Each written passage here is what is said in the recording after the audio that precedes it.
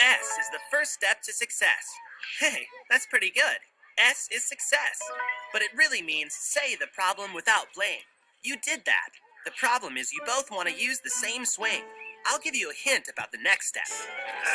Whoa! I know this one. It's T. Think of solutions.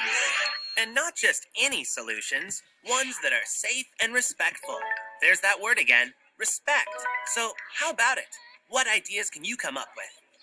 Well, I guess I could just let Leo use the swing for rest and recess. Or we could just play something else. But then neither of us will get what we want. But if we say the swing's just for swinging, then maybe your turn will go faster. Well, I don't know. Leo likes to twist on the swing. So, we have to be respectful of what he wants to do. What's something else you could do? I could take a turn for all of this recess, and Travis could have his turn next recess. Yeah, or you could take the first half, and I could take the second half for both recesses. Those sound, well, safe and respectful. Now it's time for the next step.